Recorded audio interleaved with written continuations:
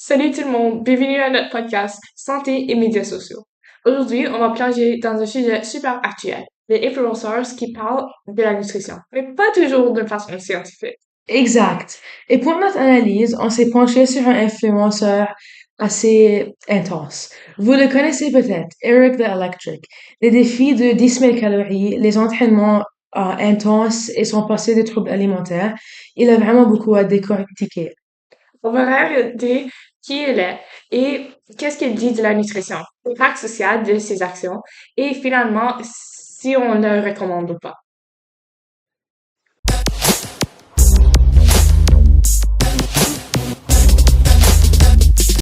Pour commencer, Eric, de son vrai nom Eric Lemkin, est un créateur de contenu américain spécialisé dans des défis alimentaires, des vidéos d'entraînement et des vlogs qui sont vraiment il vise surtout les jeunes adultes, les fans de défis viraux et la communauté euh, de entraînement sur YouTube et sur TikTok. Je vous donne un avertissement maintenant, mais si vous avez de la misère à faire entendre des troubles d'alimentation ou l'image corporelle, tu devrais arrêter la vidéo Un maintenant. élément important.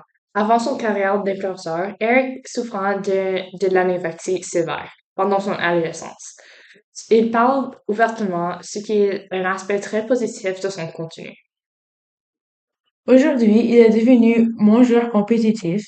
Il publie sur YouTube, Instagram, TikTok et ils vend aussi des produits dérivés. Voici un exemple d'une de ses vidéos où il promote une compagnie de biscuits de désert. Ceci démontre comment facile que c'est à manger juste un biscuit de 300 calories qui peut te faire manger beaucoup sans réaliser et c'est pas une bonne influence pour les personnes qui le regardent. Good thing I had some low carb milk on hand. Number 4 on the list, zebra cake rolls. Just one roll clocks in at 280 calories. Number 3, Swiss rolls, which I wasn't the biggest fan of. The next item is my all-time favorite Little Debbie item, the classic Nutty Buddy. These chocolatey peanut butter treats are even more iconic than the Cosmic Brownies, and they taste even better with more peanut butter. The unhealthiest Little Debbie item, the oatmeal cream pies. Just one serving is 330 calories. Ce qu'on a remarqué, c'est qu'elle ne parle presque jamais des nutriments essentiels. Pas d'explication sur les protéines, les vitamines, les gras. Rien de vraiment éducatif. Exactement, Sharon. Ces vidéos sont plutôt centrées sur la quantité d'aliments. Le but est de manger énormément, pas de comprendre ce qu'on mange. On utilise souvent le mot calories, mais pas d'un cadre extrême. 10 000 calories, 15 000 calories ou même 20 000 calories dans un jour. C'est pas un contexte réaliste pour beaucoup de monde. Ça peut faire croire à des gens que tout se brûle à la salle de sport, qu'il peut brûler toutes ses calories quand il entraîne. Ce qui est faux. Son message manque beaucoup de nuances. Il montre régulièrement des entraînements, surtout la musculation et le cardio. C'est inspirant pour bouger davantage. Mais il associe parfois le sport à une compensation pour ses excès. Ça peut donner une mauvaise vision de la relation entre alimentation et activité physique. Eric n'impose pas de régime. Il mange de tout, surtout de fast-food pour ses défis. Il n'a pas de discours strict ou régulier. Par contre, il présente un corps très musculé tout en mangeant énormément.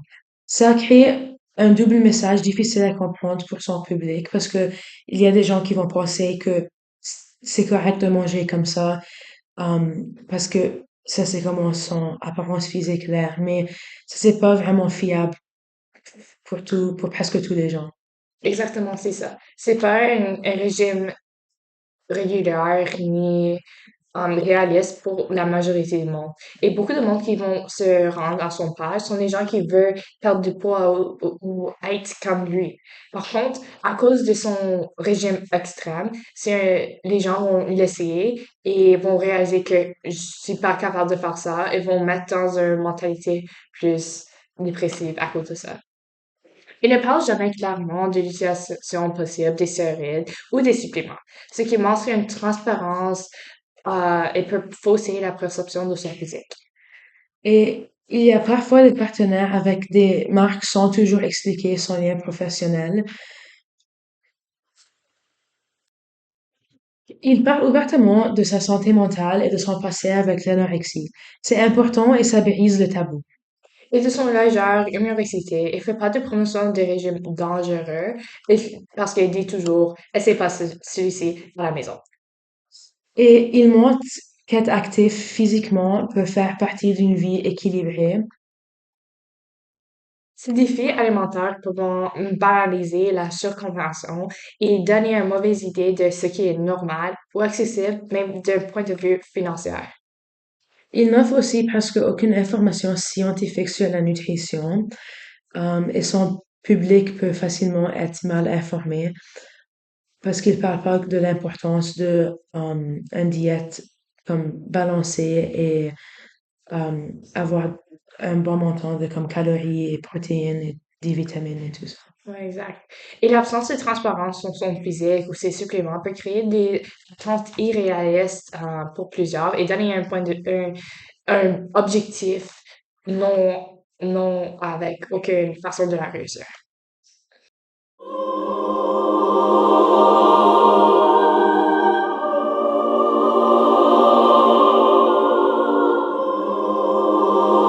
Alors, c'est quoi notre recommandation? Alors, moi, point de vue de santé mentale et santé mentale pour les hommes, moi, je la recommande. Il est super ouvert à propos de ces troubles de santé mentale et de anorexie et comment il est surconnu comme ces problèmes-là, qui est un affaire qui est super important et un sujet que les hommes trouvent euh, mauvais ou ont beaucoup d'insécurité à en parler. Alors, moi, je trouve qu'il y a un sujet super important pour en parler plus précisément pour les hommes. D'une perspective nutritive, moi, je trouve que son contenu est problématique et ça, même s'il dit essaie pas cette défi à la maison, l'idée d'avoir tellement de nourriture accessible tout le long de la journée, c'est pas une affaire qui est réaliste pour tout le monde. Et ça montre que la surconsommation est un excès financier, ainsi que euh, des régimes d'alimentation malsains. Je suis complètement en accord avec toi, Serene, que c'est un sujet très important que les hommes, c'est comme ça, se prend au sérieux la difficulté. C'est bon pour ta santé mentale, comme il ne doit pas avoir honte de parler de ces choses et c'est très important parce que presque tout le monde a de la difficulté, une relation difficile avec la nourriture.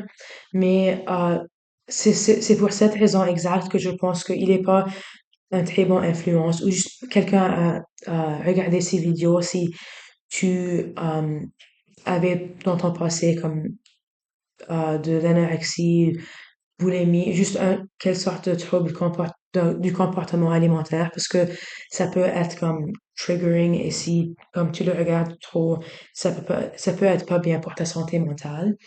Um, et oui, pour lui, comme Eric, je pense que c'est pas très bon, c'est pas comme je le recommande pas parce que même si c'est pas il fait pas comme ça régulièrement à chaque jour, il fait un défi de 10 000 calories, on va dire, et après euh, il va faire comme de la bicyclette pour like 10 heures ou comme 24 heures pour brûler tout ça.